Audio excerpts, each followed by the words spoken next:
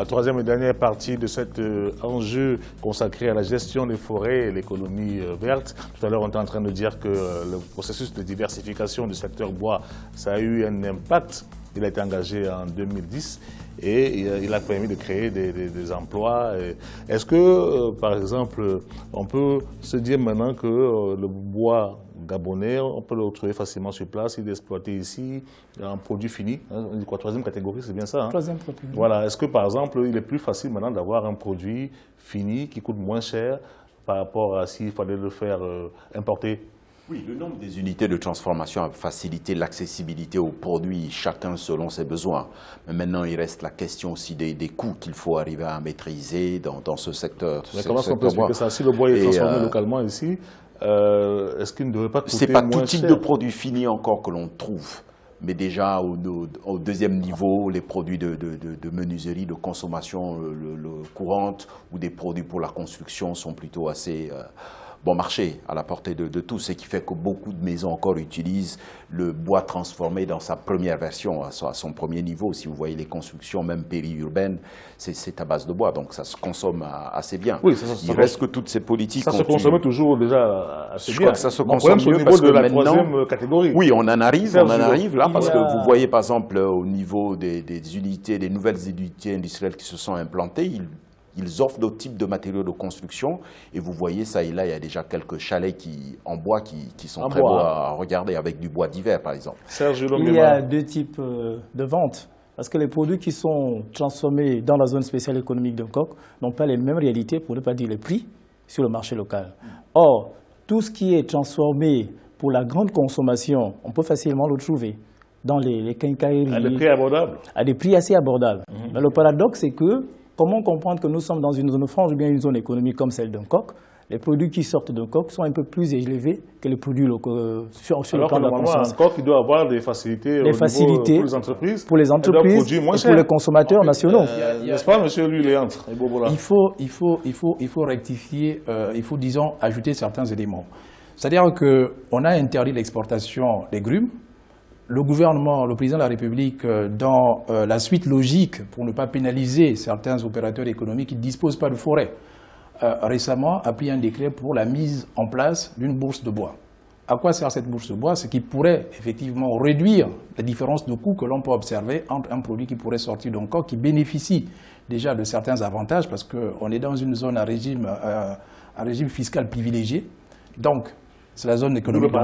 Voilà, on va y arriver, c'est des choses qui vont être corrigées assez rapidement. Le président de la République a dit, Ali Bongo Ndimba, que la bourse de bois, normalement, permettrait de mettre à disposition de tous les opérateurs économiques la ressource. C'est-à-dire que ceux qui ne disposent pas de forêt n'en soient pas pénalisés.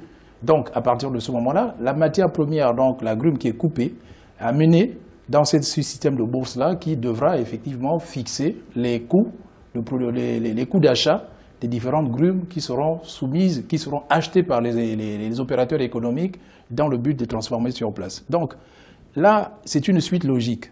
Et là aussi, effectivement, cette bourse de bois va générer un certain nombre d'activités. Et les gens en place? Oui, disons qu'elle a été créée. Elle a été créée il y a à peine un mois. Hein. L'un des derniers conseils de ministres a permis la création de cette bourse de bois-là. Maintenant, il faudra l'organiser avec les différents coûts que l'on pourrait vendre en fonction de la demande. Là, je ne sais pas si ce sera en fonction de l'offre et de la demande, mais en tout cas, il y aura des mécanismes de vente de la ressource au bénéfice des unités qui ne disposent pas de forêt. Oui. Ce qui est bien dans tout ça, c'est il est anormal lorsqu'on se retrouve dans une zone spéciale à fiscalité privilégiée. Ça veut dire que ces gens-là ne payent pas de la fiscalité. Mais comme ils bénéficient de certains avantages. Donc, à l'issue de ces avantages, même s'ils achètent du bois, jusqu'à ce jour, au dernier conseil des ministres, il y a 2 mois, qui crée la bourse de bois, ces gens devraient, en principe, normalement, vendre les produits finis ou semi-finis à moindre coût. Oui. Parce que depuis 2010 que la zone spéciale économique de Nkok existe, ils ont eu beaucoup d'abattements fiscaux, ou même ils ne payent même pas la fiscalité. Le paradoxe est toujours, malgré la mise en place, la bourse de bois, elle est créée, mais elle n'est pas effective. Non, mais elle a été créée récemment. C'est-à-dire que ça participe du long processus. Mais le long processus, ça participe au long processus. Mais ce qu'il faut comprendre, M. Gillot, c'est que les exonérations dont bénéficient les entreprises qui sont au niveau d'Hongkong, ça, c'est une politique voulue, une politique d'incitation voulue par le chef de l'État. Mais derrière, ce qu'il faut comprendre. Mais elles ne sont pas infaillibles. Hein. Non, elles ne sont pas infaillibles. C'est normal. Ce que je suis en train de dire, c'est normal. Non, ce que je suis en train de dire, c'est que on a voulu une incitation pour accompagner les opérateurs économiques. Et on s'est rendu compte que ce n'est pas la solution pour l'instant. Non. Ce dont nous parlons maintenant, en fait, ce que M. Gillot dit, il soulève une question qui n'est pas à négliger, qui n'est pas à sous-estimer. Ça, je suis tout à fait d'accord avec vous. Mais c'est que derrière, il y a une régulation qui doit s'opérer. Parce qu'il est évident que, à la base, cette zone économique spéciale d'Hongkong a été mise pour attirer les investisseurs de sorte que les produits qui sortent de là puissent être à la fois accessibles au marché local et surtout dédiés à l'exportation pour les marchés internationaux. Peut-être pour l'instant, on se préoccupe plus du marché extérieur. Non. Je dirais pas qu'on se préoccupe. Mais si les coûts sont toujours élevés, non, mais c'est pas au même coût. Donc toutes ces politiques-là qui sont mises en place et qui se règlent, qui s'ajustent au fur et à mesure que le processus s'ancre et s'enracine, il faut voir aussi qu'il y a une politique à côté qui est celle de la protection de l'environnement qui accompagne tout cela. Parce que ce soit au niveau de la diversification de l'économie avec les unités de production qui s'implantent dans des zones à régime privilégié, que ce soit également les politiques d'environnement qui sont mises en place lorsqu'on attribue les permis, tout ça, ça participe d'un ensemble qui est contenu dans ce qu'on appelle le plan stratégique Gabon émergent et qui est contenu dans ce qu'on appelle le pilier vert. Il ne reste pas beaucoup de temps, Serge. Je suppose que vous avez aussi... vous voulez continuer à aborder encore dans ce sens-là? Toujours aborder dans ce sens. Le président a opté une politique pour permettre aux populations de s'approvisionner le produit. Mais il est anormal que dans une zone à régime spécial, que ces produits soient toujours plus élevés, plus que les produits importés. Ça, on l'a compris. importés. Moi, je voulais maintenant que vous vous intéressiez un peu au secteur du bois, les travailleurs. Est-ce que tout est rose de ce côté-là? Est-ce qu'on vit bien de ce métier? Oui, on peut l'affirmer que c'est un métier qui fait vivre son homme, parce qu'on voit la plupart des unités qui s'implantent, que ce soit de la petite... les travailleurs sont satisfaits. Les travailleurs, bon, écoutez, c'est comme tout secteur d'activité. Quand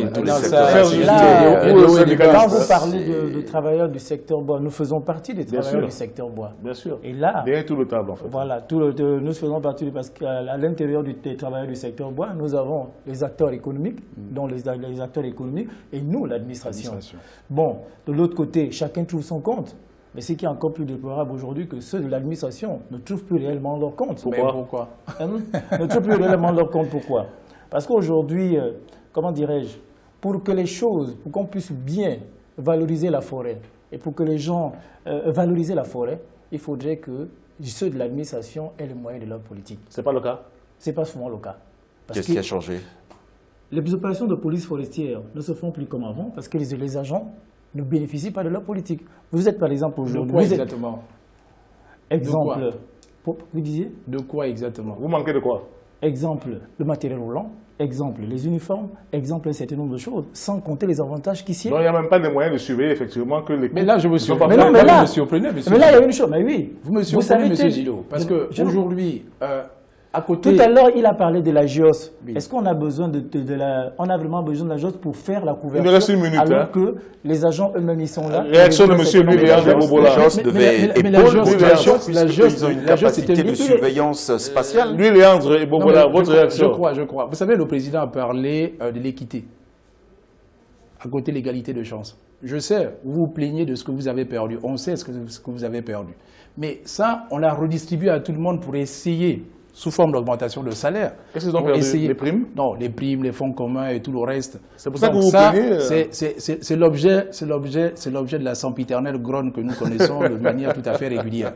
Mais à côté de ça, le président a opposé l'égalité, c'est-à-dire que l'équité. On va essayer d'améliorer les conditions de vie de tous les Gabonais en redistribuant ce qui constituait, s'il vous plaît, les fonds communs en République gabonaise. C'est 400 milliards par an. Malheureusement, nous sommes arrivés au terme de l'émission, monsieur. Ce sont ces 400 milliards-là qui sont devenus l'objet de la grogne. C'est vrai que le président l'a dit, mais nous sommes toujours par les têtes qui ne sont pas abrogées. Mais non, mais lorsque nous allons dans ce sens, pour qu'on puisse supprimer un certain nombre d'avantages, il faudrait qu'on abroge aussi les textes. Oui, là, ça je n'en disconviens pas. Voilà, merci. Ça je n'en disconviens pas, monsieur Gillot. Monsieur, on arrive au terme de cette émission qui sociale, était consacrée à la gestion des forêts et l'économie verte. On recevait monsieur Louis-Léandre Ebobola Tiba, directeur général de l'environnement et de la protection de la nature au ministère de l'Environnement. On recevait monsieur Serge Julot Nguema Aseko, secrétaire exécutif du syndicat national des gestionnaires des ressources naturelles de Sinagran, et enfin, bien sûr, Louis-Claude Mounzéou, de journaliste. Alors, on ne va pas oublier qu'à 21h30, il y aura ce grand débat sur l'élection présidentielle qui va être présentée par Marie-Angèle Touré et qui portera sur la répartition des richesses et la lutte contre la corruption. Il y aura un invité, un candidat à la présidentielle en deuxième partie. Il s'agira de Paul Mba Abessol. Demain, on va se retrouver à 20h15 heure locale pour une autre émission en jeu et qui va porter sur l'avenir des médias et la liberté de la presse au Gabon. Bonne suite des programmes sur Africa 24.